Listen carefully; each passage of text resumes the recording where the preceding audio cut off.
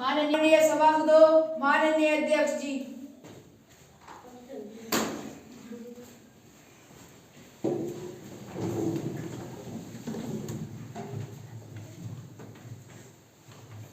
माननीय सांसदगण अपना अपना स्थान ग्रहण करें। माननीय सांसदों, आप सभी का युवा संसद में हार्दिक स्वागत है। आशा है आप सभी देश से जुड़े आवश्यक मुद्दों पर चर्चा करेंगे, संसद को सुचारू रूप से चलाने में मेरी सहायता करेंगे तथा संसद की गरिमा बनाए रखेंगे। नवनिर्वाचित सदस्यगण शपथ अथवा प्रतिज्ञान करेंगे। महासचिव महोदय। धन्यवाद महोदय मैं अनुरोध करता हूं कि सुश्री सलोनी जो उत्तराखंड के अल्मोड़ा संसदीय क्षेत्र से निर्वाचित हुई हैं, शपथ अथवा प्रतिज्ञान के लिए आमंत्रित हैं।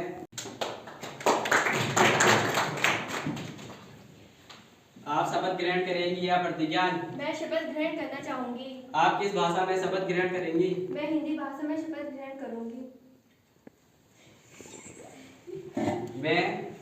मैं सलोनी जो राष्ट्रीय व संसद की सदस्य निर्वाचित हुई हूँ, ईश्वर की शपथ लेती हूँ।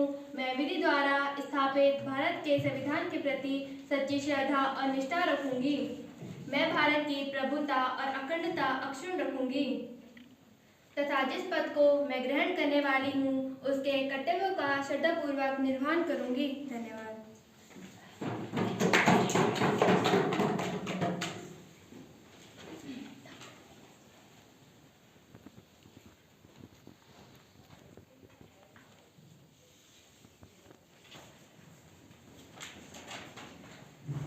श्री अनन्या जी को जो शिमला संसदीय क्षेत्र से निर्वाचित हुई हैं, शपथ अथवा प्रतिज्ञान के लिए आमंत्रित हैं।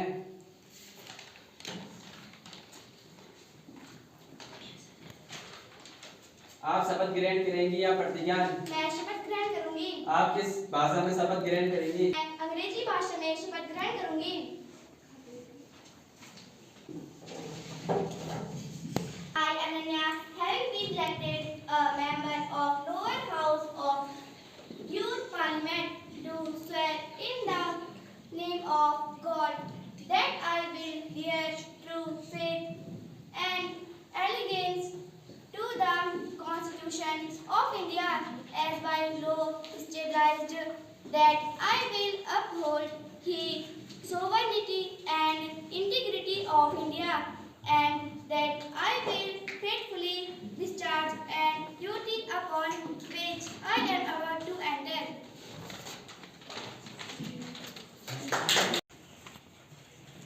माननीय सांसदगण, आज हम जब यहाँ एकत्रित हुए हैं तो यह मेरा कर्तव्य है कि मैं संसद को हमारे पूर्व साथी श्री सीताराम येचुरी के निधन के बारे में सूचित करूं। श्री येचुरी एक भारतीय कम्युनिस्ट पार्टी के एक प्रतिष्ठित राजनेता थे।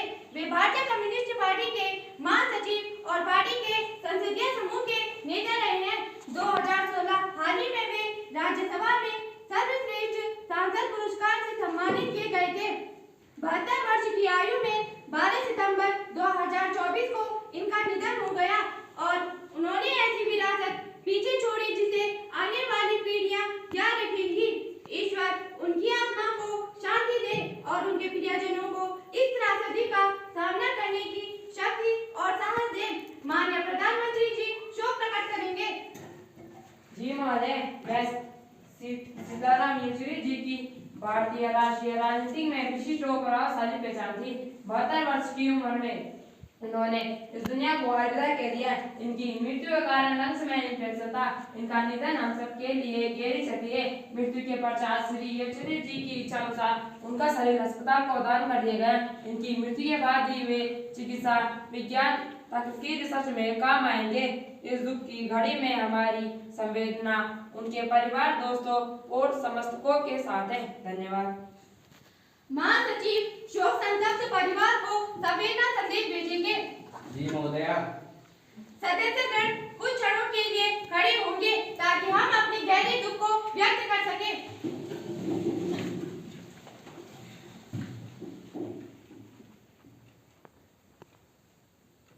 धन्यवाद। माननीय सदस्यगण अपने अपने स्थान पर बैठ जाइए। माननीय प्रधानमंत्री जी नवनियुक्त मंत्रियों का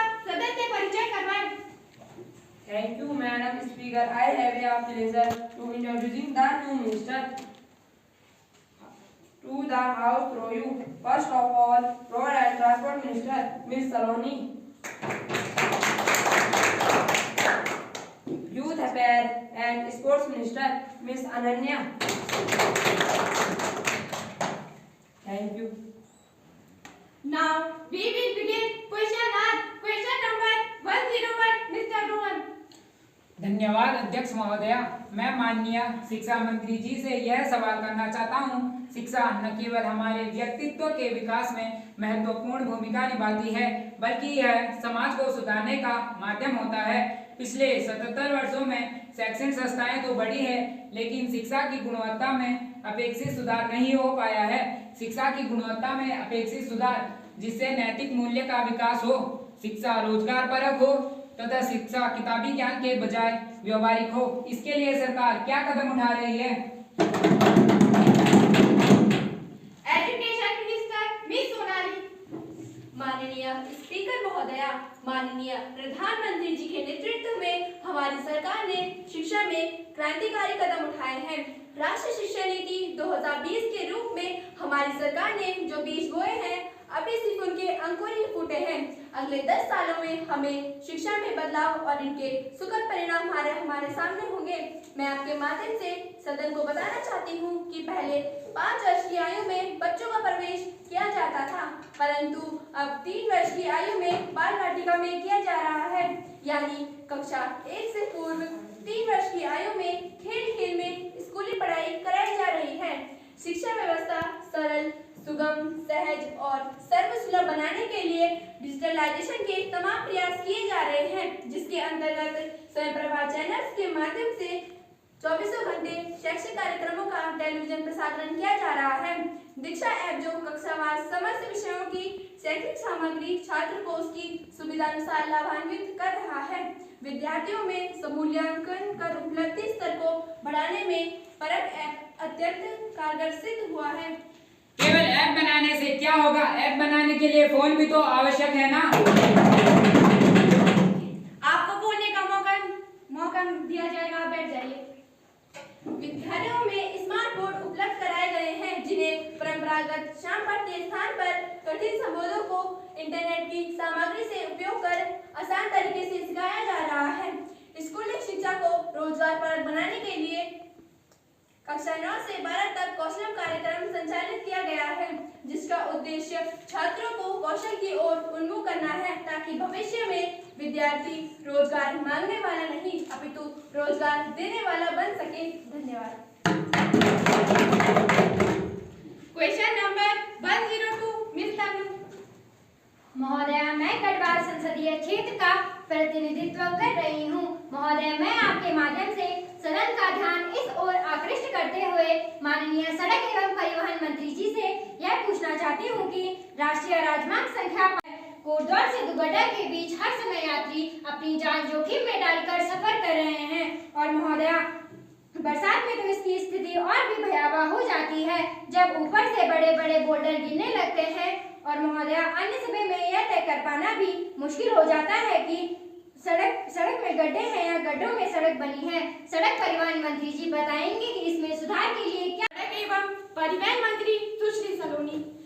महोदया, माननीय अध्यक्ष महोदया, मैं आपके माध्यम से बताना चाहती हूँ कि हमने इसके सभी विकल्पों पर विचार किया है।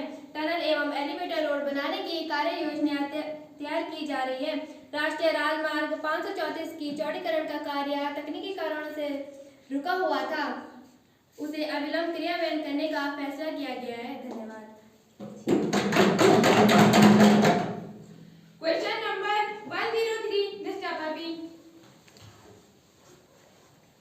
माननीय स्पीकर मैडम, आपका धन्यवाद, आपने मुझे अवसर दिया। मेरा सीधा साधा प्रश्न माननीय खेल मंत्री जी से है। माननीय खेल मंत्री जी, क्या आप ये बताने का कष्ट करेंगे कि 142 करोड़ आबादी के साथ दुनिया में सर्वाधिक जनसंख्या के बाद भी ओलंपिक की पदक तालिका में भारत इतने निचले पायदान पर क्यों है? हमारे देश में खेलों को लोकप्रिय तथा बढ़ावा देने पर आखिर क्या दिया जा रहा है? माननीय खेल मंत्री सुश्री अनन्या। धन्यवाद महोदया। ओलंपिक में भारत ने कुल 6 पदक जीते, भारत का समग्र पदक तालिका में 71वां स्थान रहा। यह बात सही है कि आबादी के लिहाज से हम दुनिया के दूसरे देशों की तुलना में बहुत पीछे हैं। हमारे खिलाड़ियों का पैरा ओलंपिक खेलों में शानदार प्रदर्शन रहा। हमने कुल 29 पदक जीते और भारत का पदक तालिका में 18वां स्थान रहा। हमारे खिलाड़ियों ने यह संदेश दिया है कि कड़ी मेहनत से कोई भी बाधा पार की जा सकती है। पेरिस पैरा ओलंपिक में मिली कामयाबी हमारे खेल तंत्र में सुधार का भी एक बड़ा संकेत है। वर्ष 2017-18 में खेलो इंडिया अभियान भी काफी मददगार रहा। बच्चों में खेलों के प्रति संपूर्ण भाव से प्रतिभा करने की भावना विकसित करनी होगी। ऐसी नीति बनानी होगी जिससे खिलाड़ियों की आजीविका सुनिश्चित हो सके। खेलों में दीर्घकालीन निवेश करने होंगे। क्या सरकार ने ऐसी कोई दीर्घकालीन योजना बनाई है जो भविष्य में खेलों के प्रति पदक की उम्मीद जगा सके? वर्ष 2019 में फिट इंडिया मूवमेंट का उद्घाटन किया गया। खेलो इंडिया अभियान भारत सरकार के खेल मंत्रालय की पहल है। इसका उद्देश्य सामाजिक और आर्थिक विकास के लिए खेलों को मुख्य धारा में लाना है। उत्तराखंड राज्य में तो मुख्यमंत्री उदीयमान खिलाड़ी के अंतर्गत सभी जिलों में 150 बालक व 150 बालिकाओं को चयन कर 1500 रुपए प्रति माह प्रोत्साहन स्वरूप प्रदान किए जा रहे हैं ताकि खेलों को बढ़ावा दिया जा सके। आज हम यह कह सकते हैं कि खेलोगे कूदोगे तो होगी लाजवाब, खेलोगे कूदोगे तो होगी लाजवाब, पढ़ोगे लिखोगे बनोगे नवाब। धन्यवाद। क्वेश्चन नंबर 104 मिस तनु।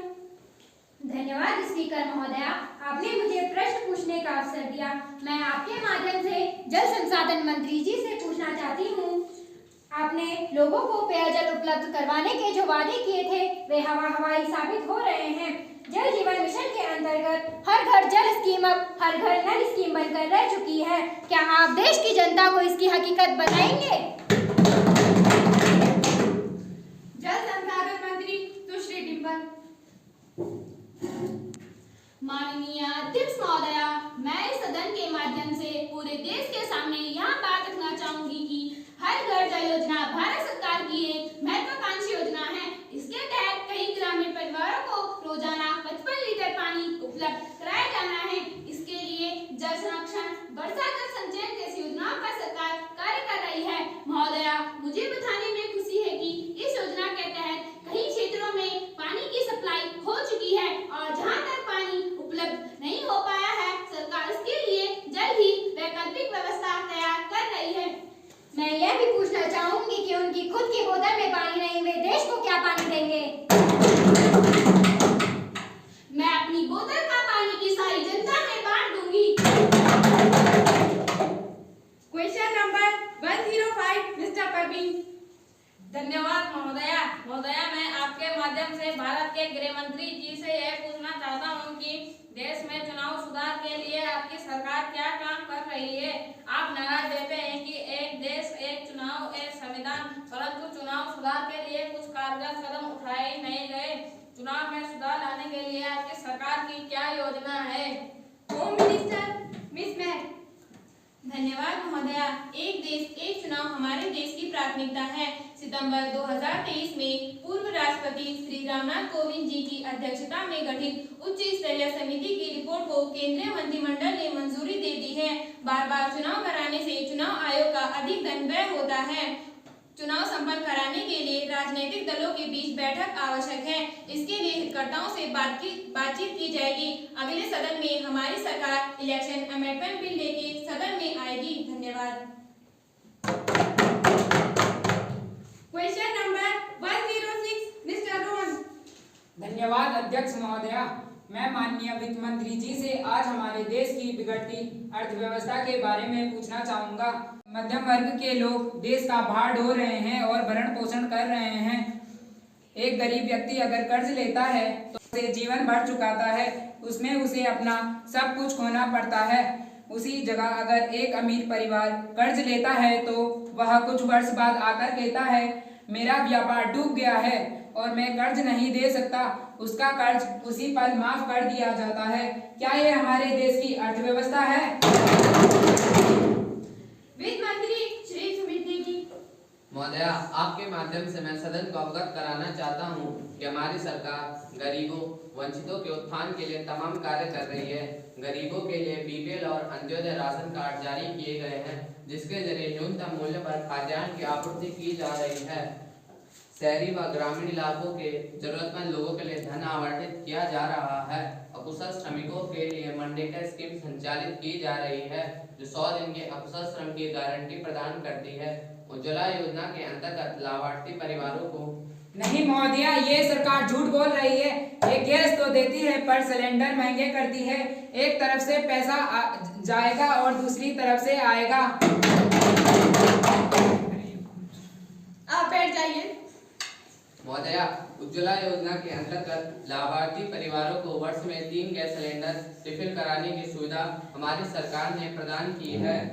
अकुशल स्वरोजगार, स्किल डेवलपमेंट और स्टार्टअप शुरू करने का जो अवसर हमारी सरकार ने दिया है, वे ना भूतो ना भविष्यति की युक्ति को चरितार्थ करने वाला है।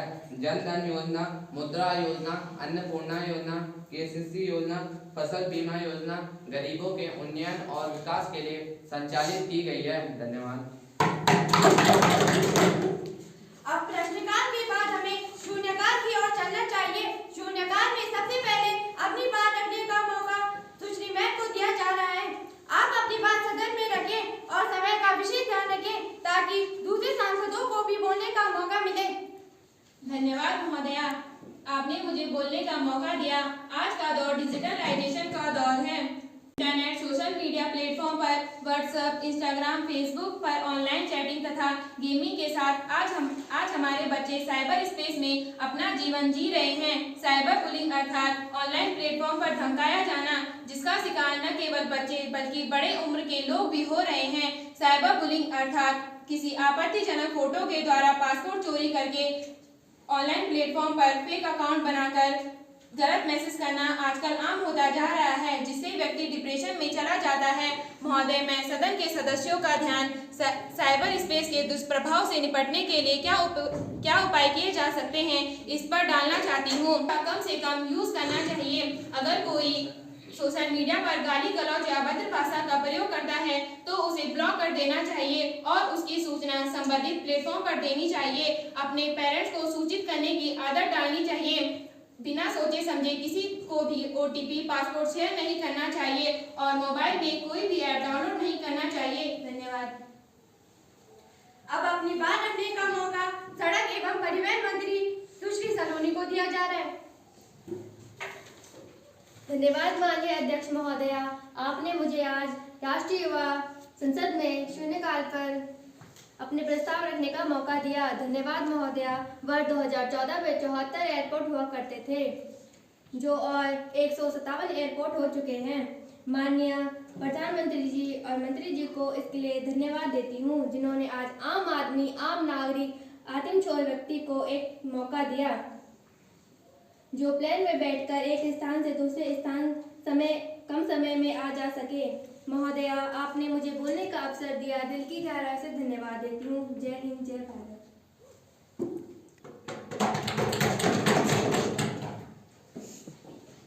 नेता प्रतिपक्ष सुश्री तन्नू अपनी बात से सदन को अवगत कराएं। नचोर हार्यम नच राज्य हार्यम, नचोर हार्यम नच राज्य हार्यम, न भ्रातृभाजम नच भारिकारी, व्यये कृते वर्धत एव नित्यम, विद्याधनम सर्वधनम प्रधानम। महोदया, विद्याधन सभी धनों में प्रधान है। किसी देश की अर्थव्यवस्था का अंदाजा उस देश की शिक्षा व्यवस्था से आसानी से लगाया जा सकता है। शिक्षा में किया गया निवेश, महोदया, शिक्षा में किया गया निवेश युगों युगों तक लाभ प्रदान करता है, किंतु आजादी के 77 वर्षों के बाद भी हम लोगों को अच्छी और गुणवत्तापूर्ण शिक्षा देने में असमर्थ हैं। खेल और तकनीकी शिक्षा के हालात सुधारे जाने की आवश्यकता है। महोदया, 2024 और 25 के बजट में यह सरकार द्वारा प्रस्तावित है कि शिक्षा के क्षेत्र में 0.38% खर्च किया गया है। महोदया, शिक्षा में 0.38% खर्च किया जाना बहुत गंभीर एवं सोचनीय विषय है। बाल केंद्रित शिक्षा यदि सर्वसुलभ हो जाए तो देश की आधी से अधिक समस्याएं स्वयं ही सुलझ जाएंगी। महोदया, नजर को बदला जाए तो नजारे भी बदल जाते हैं। नजर को बदला जाए तो नजारे भी बदल जाते हैं। अगर सोच को बदला जाए तो सितारे भी बदल जाते हैं। कि कश्तियों को बदलने की जरूरत नहीं होती, कश्तियों को बदलने की जरूरत नहीं होती, केवल दिशा को बदलने से किनारे अपने आप बदल जाते हैं। महोदया, मैं केवल इतना कहना चाहती हूँ कि आज के बच्चे आने वाले समय की तकदीर लिखते हैं। हमें एक अच्छी और गुणवत्तापूर्ण शिक्षा नीति का निर्माण करना होगा। हमारा देश भारत, महोदया, हमारा देश भारत युगों युगों से शिक्षा और ज्ञान के क्षेत्र में सभी देशों का मार्गदर्शन करता आया है और आगे भी करता रहेगा। हम सबको मिलकर मजबूत शिक्षा का निर्माण करना होगा। इस काम के लिए संपूर्ण विपक्ष सरकार के साथ मिलकर योजना बनाने के लिए तत्पर है। धन्यवाद। माननीय प्रधानमंत्री जी। महोदय, मैं सदन को यह बताना चाहता हूँ कि विगत वर्षों में हमने क्या कार्य किए हैं और 2047 तक देश को विकसित बनाने हेतु हमारी क्या कार्य योजना है। मैं विपक्ष से भी अनुरोध करना चाहता हूं कि हमारी योजनाओं पर केवल विरोध करना है, विरोध करके और अपने इस जोश और अनुभव को सरकार के साथ काम करें ताकि हमारा देश प्रगति के पथ पर अग्रसर हो सके। धन्यवाद। माननीय वित्त मंत्री जी, आप सदन में विधेयक पेश करें। धन्यवाद अध्यक्ष महोदया, मैं सदन में आयकर अधिनियम 1961 संशोधन हेतु विधेयक पेश करने की अनुमति चाहता हूँ। प्रश्न यह है कि आयकर अधिनियम 1961 में संशोधन विधेयक को प्रस्तुत करने की अनुमति दी जाए। जो विधेयक के पक्ष में है वे हाँ कहें। हाँ। जो विधेयक के पक्ष में नहीं है वे ना कहें। ना। मेरे विचार में हाँ का बहुमत है। विधेयक प्रस्तुत करने की अनुमति दी जाती है। धन्यवाद महोदया, सरकार द्वारा प्रगतिशील आयकर लगाया जाता है।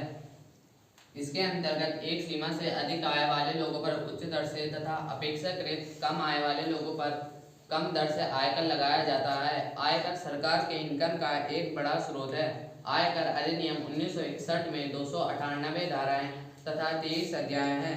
यह कानून अत्यधिक लंबा व जटिल होने के कारण इसमें कई परेशानियां भी आती हैं। नए जमाने के लिहाज से आसान बनाने हेतु आयकर अधिनियम 1961 संशोधन हेतु विधेयक आपकी आज्ञा से सदन के पटल पर प्रस्तुत किया जाता है। माननीय नेता प्रतिपक्ष सुश्री तन्नू का ध्यान आकर्षण प्रस्ताव प्राप्त हुआ है, अतः सुश्री तन्नू अपनी बात सदन में रखें। धन्यवाद सभापति महोदय, आपने मुझे अपनी बात सदन के सामने रखने का अवसर दिया।